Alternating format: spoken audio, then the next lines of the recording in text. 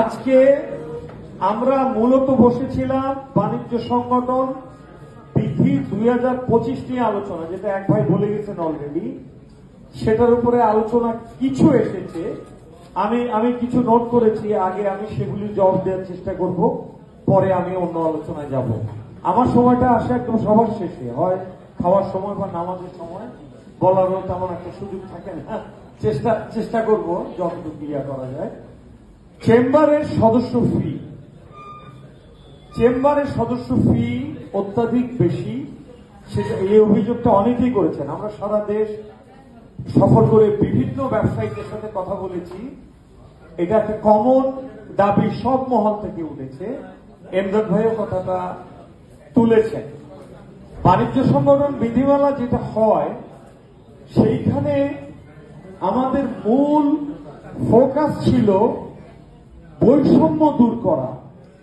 বৈষম্য দূর করার জন্য আমরা সারা দেশে ব্যবসায়ীদের সাথে সিরিজ মিটিং করি এবং সেখান থেকে যেই দাবিগুলি উঠে আসে সেগুলি নিয়ে আমরা মন্ত্রণালয়ে কাজ করি।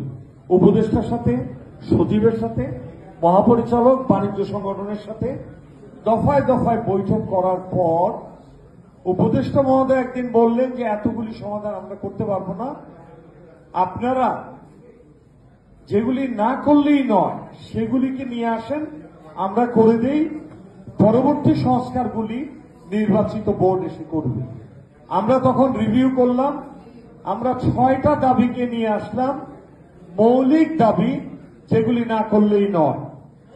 আমরা সেগুলি প্রস্তাবনা দিলাম, ওটা নিয়ে আমি একটু পরে আলোচনা করব। চাঁদা এবং অন্যান্য ফিজ নিয়ে আমাদের কোনো কনসার্ন ছিল না। আমি আমাদের দায় স্বীকার করে নিচ্ছি, আমাদের সেটাও দেখার দরকার ছিল। ওনারা মন্ত্রণালয়ে বসে চাঁদার হারটাকে নির্ধারণ করে দিলেন। গেজেট হওয়ার পরে আমরা জানতে পারলাম চাঁদার হার নতুনভাবে ধার্য হয়েছে এবং সেটা অস্বাভাবিক বেশি। তাৎক্ষণিকভাবে যেইগুলি কমানোর সেগুলি আমরা কমিয়ে ফেলেছি। কিছু জিনিস আছে, যেমন চেম্বারের সদস্য ফি 20,000 টাকা, নবায়ন 5,000 টাকা, এইটা গেজেটের ভিতরে চলে আসছে। এইটা কমানো সম্ভব। এইটা আপনারা একটু অপেক্ষা করেন, নির্বাচিত বোর্ড আসবে, আপনাদের স্ব চেম্বারের পরিষদের মিটিং এ আপনারা সিদ্ধান্ত নেবেন, সাধারণ পরিষদে প্রস্তাবনাটাকে নিয়ে যাবেন স্ব চেম্বারে। সেটা ম্যান্ডেট নিয়ে এফবিসিসিআইতে জমা দিলে ইনশাআল্লাহ চাঁদাটা কমে যাবে। আমরা আমাদের কাজ কি, অনুঘটকের কাজ করা। আমরা সারা দেশ থেকে যখন আপনাদের প্রস্তাবনাগুলি আসবে সেইটাকে আমরা মিনিস্ট্রিতে নিয়ে চাঁদাগুলিকে কমানোর ব্যবস্থা করে দেব ইনশাআল্লাহ, দোয়া করবে।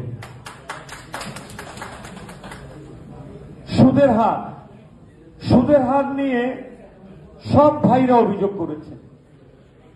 সুদের হার নিয়ে এই সরকার আসার পরে আমরা বাংলাদেশ ব্যাংকের গভর্নরের কাছে দরখাস্ত দেই সময় চেয়ে। দীর্ঘ 1 মাস লেগেছে আমাদের গভর্নরের সাথে সময় নিতে। সেখানে রীতিমতো গভর্নরের সাথে আমাদের যুদ্ধ হয়।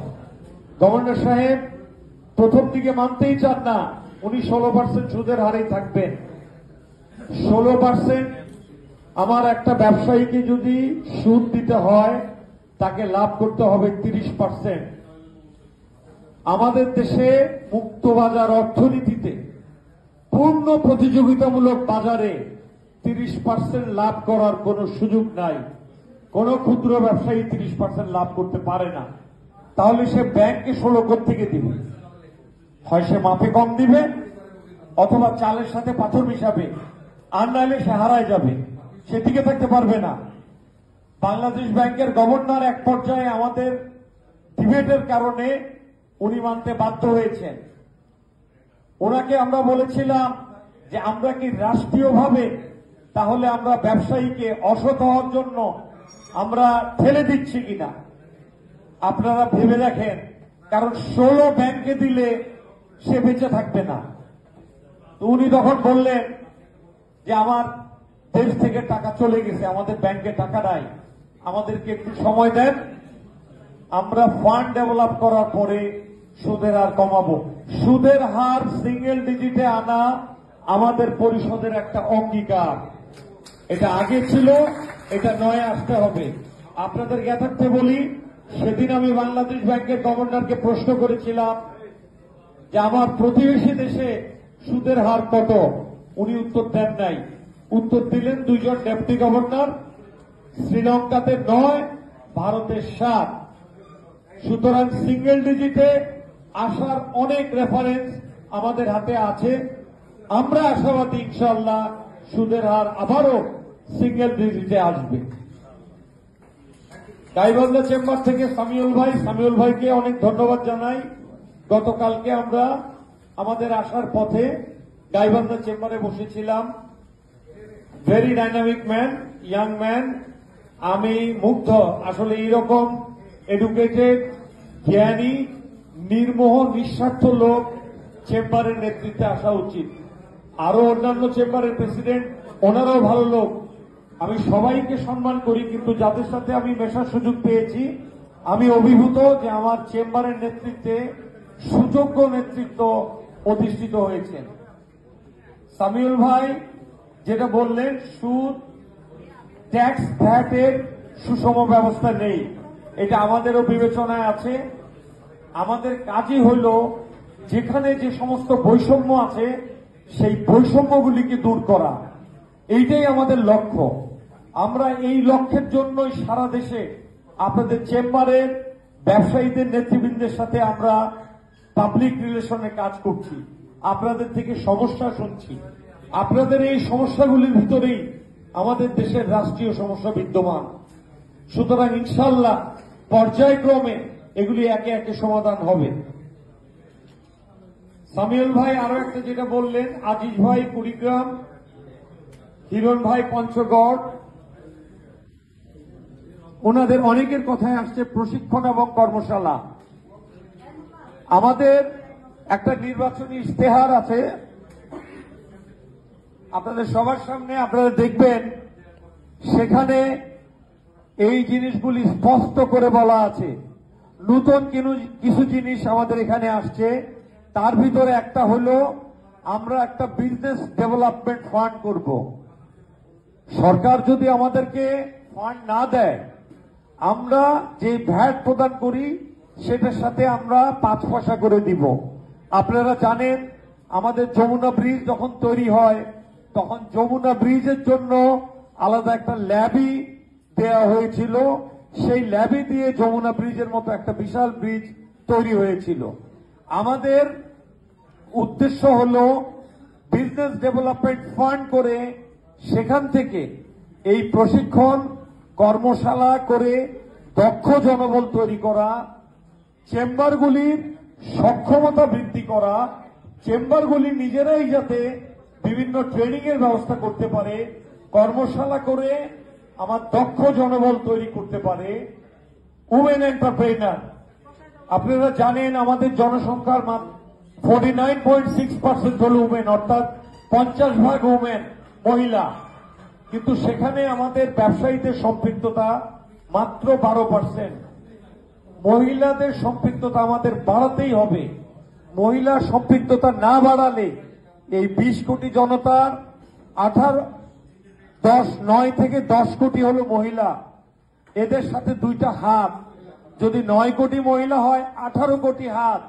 এই হাতগুলি আইডল হয়ে আছে, এই হাতগুলিকে আমাদের কাজে লাগাতে হবে।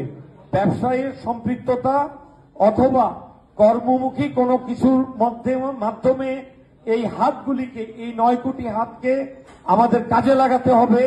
আর না হয় আমাদের অর্থনীতি কোনোদিন সাস্টেনেবল হবে না। আমাদের ইশতেহারে আরো অনেকগুলি জিনিস আছে, আপনারা দয়া করে দেখে নিবেন। 15টা আমরা এখনো ভিউজ এক্সচেঞ্জ করছি। যেমন আজকেই একটা আসছে, আমার কাছে খুব ভালো লেগেছে যে এক ভাই বলেছেন যে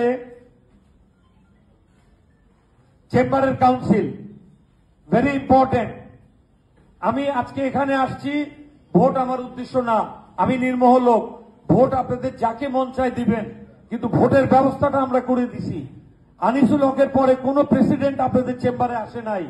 কেউ আসে নাই, আসার কোনো প্রয়োজন হয় নাই। আমি কেন আসবো? আমি স্বার্থপর মানুষ। আমার আমার যেখান থেকে আমি ওহী নাজিল হবে আমি সেখানে সন্তুষ্ট করব শুধু। আমি যাব প্রধানমন্ত্রীর কার্যালয়ে, যেখান থেকে আমাকে প্রেসিডেন্ট বানাবে। আপনার কাছে আমি আসবো না। কেন আসবো? আপনার ভোট আমার দরকার নাই। কিন্তু এই ব্যবস্থাটাকে আমরা করে দিছি। আপনাদের কাছে আসতে হবে সবাইকে, আপনাদের কাছে যোগ্যতা প্রমাণ করতে হবে, আপনাদের কাছে দেখাতে হবে যে প্রার্থী আপনাদেরকে নিয়ে ভাবে, কমিউনিটি নিয়ে চিন্তা করে, দেশকে নিয়ে ভাবে, তার একটা কর্ম পরিকল্পনা আছে, তার একটা স্বপ্ন আছে, একটা ভিশন আছে। কিন্তু এই জিনিসগুলি ছিল না। এইটা হলো জবাবদিহিতা, অ্যাকাউন্টেবিলিটির পার্ট, যেটা আমাদের এখানে দীর্ঘদিন অনুপস্থিত ছিল। এখন প্রেসিডেন্ট ক্যান্ডিডেটদেরকে এখানে আসতে হবে। আমরা এসেছি, আরো অনেকে আসবে। কেন আসবে? বিদ্যমান ব্যবস্থার কারণে তাকে আসতে হবে, ভোটারের কাছে তাকে আসতে হবে। সকল ক্ষমতার উচ্চ ভোটার, ভোটার যাকে ভোট দিবে, যাকে যোগ্য মনে করবে, শুধু যোগ্য নয়, যোগ্যতম যাকে মনে করবে তাকে ভোট দিয়ে নির্বাচন করবে। এই অধিকারটুকু আপনাদের ছিল না। আমরা বৈষম্য বিরোধী সংস্কার পরিষদ আপনাদেরকে এই অধিকারটুকু ফিরিয়ে দিয়েছি। আমরা যখন আন্দোলন করি, আমরা নির্বাচন নিয়ে ভাবিনি, আমরা কোনোদিন চিন্তা করিনি নির্বাচন করব বা নির্বাচিত হব, এখানে ক্ষমতায় আসব। সত্যিকার অর্থেই আমরা আমাদের ব্যবসায়ীদের অধিকার আদায়ের জন্য আমরা সংগ্রামে জড়িত হয়েছিলাম। আমরা আংশিক সফল হয়েছি, আমাদের আরো অনেক কাজ বাকি আছে। আপনারা যদি আমাদের উপরে দায়িত্ব দেন, আমরা চেষ্টা করব আপনাদেরকে নিয়ে আমরা সেইগুলি সমাধান করার জন্য। সবার সম্পৃক্ততা ভেরি ইম্পর্টেন্ট, যেটা আগে ছিল না। আমাদের চেম্বার এবং অ্যাসোসিয়েশনকে কেউ বলতো না। আমি ধন্যবাদ জানাই ভাইকে, যে আমিনুল বাড়ি ভাই, উনি আনিসুল হক সাহেবের সাথে উনি বোর্ডে ছিলেন। আনিসুল হক ভাইয়ের সাথে আমিও ছিলাম, বোর্ডে ছিলাম না, কিন্তু আমি ওনার ডাইনামিজম দেখেছি, ওনার নির্মোহ নিঃস্বার্থ কার্যকলাপ আমি দেখেছি। ওনার কিন্তু কোনো ব্যাংক ছিল না। ওনার পরে যতগুলি প্রেসিডেন্ট এসেছে, হয় ব্যাংকের মালিকরা এখানে এসেছে, অথবা এখানে আসার পরে ব্যাংকের মালিক হয়ে বের হয়ে গেছে। ওনাদের ব্যক্তিগত লাভ হয়েছে। ব্যাংকের মালিক কোনদিন এফবিসিসিআই প্রেসিডেন্ট হওয়া ঠিক না, কারণ আপনি একসাথে দুইটা স্বার্থ রক্ষা করতে পারবেন না। আপনি যখন ব্যাংকের মালিক থাকবেন, আপনি সুদের হার কমাবেন না, আপনি তখন মাঝখানে থাকবেন, আমি এদিকে যাব না ওদিকে যাব। আমি যদি আমার জনগণের স্বার্থ, অর্থাৎ আমার ব্যবসায়ীদের স্বার্থ দেখতে চাই, আমি যদি সুদের হারকে কমায় নিয়ে আসি, তাহলে আমি ক্ষতিগ্রস্ত হব। আমি তো সেটা করব না। এফবিসিসিআই সভাপতির চেয়ার একটা পবিত্র আমানত। এই আমানত তাকেই দিবেন যিনি নির্মোহ হবেন, যিনি রাগ বিরাগের বশবর্তী না হয়ে, যিনি নিজের স্বার্থকে জলাঞ্জলি দিয়ে, অর্থাৎ যার নিজের কোনো স্বার্থ নাই, এমন একজনকে দিবেন যার নিজের কোনো স্বার্থ নাই। আপনারাই খুঁজে বের করবেন। যোগ্যতম শব্দটা আমি এই জন্য ব্যবহার করেছি, যে হ্যাঁ 5 জন আছে, সবাই যোগ্য হবে, কিন্তু ওর ভিতরে যোগ্যতম আপনারা বেছে নেবেন যে এর ভিতরে ইমানদার কে, কোন ব্যক্তি আছেন, কার কাছে এফবিসিসি এর ওই আমানত কার হাতে রক্ষিত থাকবে। কোন ঋণগ্রস্ত লোক আমানতকারী হতে পারে না। মনে রাখবেন, আমি যদি 5,000 কোটি টাকা আমার ঋণ থাকে, আমি প্রকৃত ভালো আমানতকারী হতে পারবো না। আমি তখন আমার স্বার্থ দেখব। আমি দৌড়াবো কোথায়? বাংলাদেশ ব্যাংকের গভর্নরের কাছে, আমাকে রিশিডিউল করে দাও 1% ডাউন পেমেন্ট দিয়ে। আমি যাব অর্থমন্ত্রীর কাছে, আপনার স্বার্থ দেখবো তো আমি পরে, যদি আমার স্বার্থ থাকে। সুতরাং নিঃস্বার্থ মানুষকে আপনাদের নেতা নির্বাচিত করতে হবে। আমি কয়েকটা কথা আজকে বলে গেলাম, এগুলি আপনারা ভাববেন। ভোটের সময় অনেক টাকার খেলা হয়। আমাদের এখানে যারা নির্বাচিত হন, ওনারা অনেক টাকার মালিক, অনেক উপঢৌকন, অনেক উপহার দেন। নিবেন, जो आपसे आप आता है वो হালাল है, নিবেন সবই, কিন্তু ভোটটা বিবেচনা করে দিবেন যে কার হাতে ওই পবিত্র আমানতটা ভালো থাকবে।